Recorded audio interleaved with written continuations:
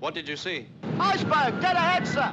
100 years ago today, at 2:20 on the morning of April 15th, 1912,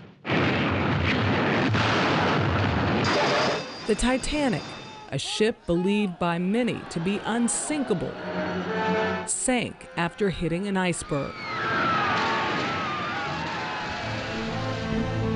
More than 1,500 people died that night in the frigid waters of the North Atlantic, where Titanic's haunting hulk still rests. It's a story you'd have to live under a rock or an iceberg not to know at least something about.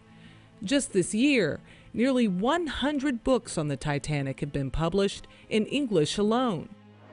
There's a new museum in Belfast, Northern Ireland, where the great ship was built, and another in Southampton, England, the port she set sail from. In Pigeon Forge, Tennessee, which has no connection whatsoever to the actual event. Well, hello everyone. Welcome to the Grand Staircase. Millions of visitors have come for a Titanic experience. This fascination with Titanic is not new, nor is the search for the larger meanings of that epic event. To one survivor, Jack Thayer, the Titanic disaster ushered in a new and frightening world. To my mind, the world of today awoke April 15th, 1912, he wrote. Paris Review editor Lauren Stein. For Jack Thayer, who then went on to fight in World War I and sent 2 sons off to World War II, the Titanic was the beginning of modernity for him. And into the age of innocence. Yeah, exactly. I'm flying, Jack. For James Cameron, whose 1997 Oscar-winning movie was just released in 3D, Titanic became an obsession. There have been certainly greater disasters. I mean, you think of anything, Hiroshima, for example, or even the tsunami in Indonesia that claimed 250,000 lives a few years ago. But Titanic there's just something very almost perfect about it as a lesson in human nature. The people who showed great heroism, the people that showed cowardice, a guy that dressed up in women's clothes. Women and children only! Opposed to people who could have gotten in a lifeboat and stepped back and gave their place to others. I think we all wonder, if we had 2 hours left to live, how would we act? It's the ultimate test, really, of character. Get in the boat. Yes, Mrs. Strauss, you must. I've always stayed with my husband, Colonel, so why should I leave him now?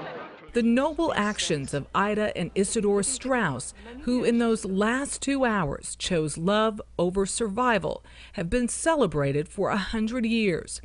When offered a place in a lifeboat, we stay. Ida Strauss chose to stay with her husband.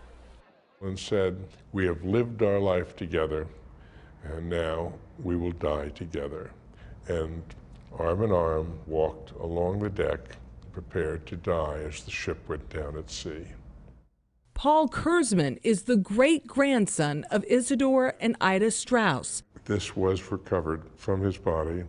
For him, there are no bitter memories of that night. They had a death that was beautiful, if one may use that term, and they died as they lived. In many ways, I think the sinking of the ship blew apart our family. Jackie Astor Drexel is the granddaughter of John Jacob Astor, the richest and most famous man on board the Titanic. Astor and his second wife, Madeline, were on their way home from their honeymoon the night the Titanic hit the iceberg. Madeline survived. John Jacob did not. People just never wanted to talk about the Titanic. Her grandmother, Madeline Astor, was just 18 years old and pregnant when Astor helped her into lifeboat number 4, along with other women from the first-class cabins. He asked if he could go along with his wife, who was pregnant with my father, and they said, no, women and children first. He simply said, fine. Is it true that he saluted your grandmother? I think he threw her his gloves. He said, "You're going to get cold," and he threw his gloves to her. Her deck was turned slightly toward us.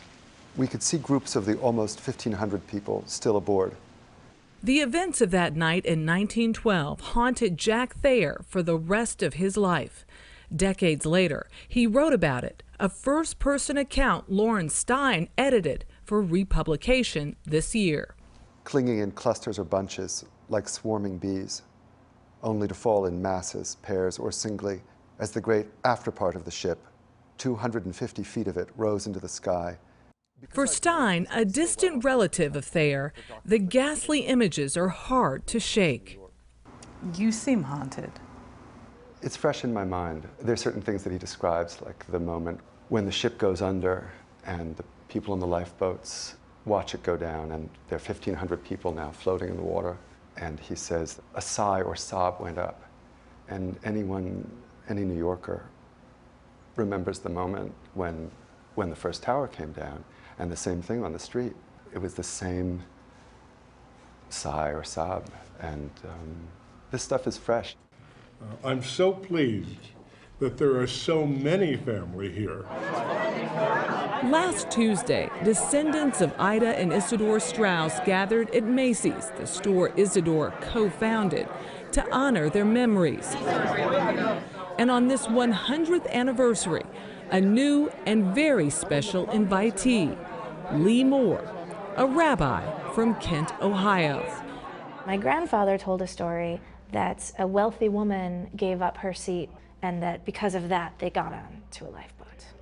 Before the Strauss family contacted her a few years back, Lee Moore never dreamed her great-grandmother Bella and her grandfather, just 7 years old at the time, third-class passengers, might be connected to Isidore and Ida Strauss.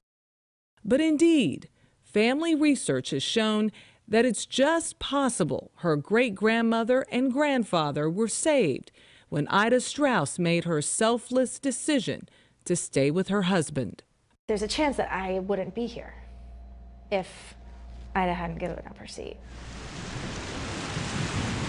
100 years later, a new connection, a new chapter in the story that is still very much alive.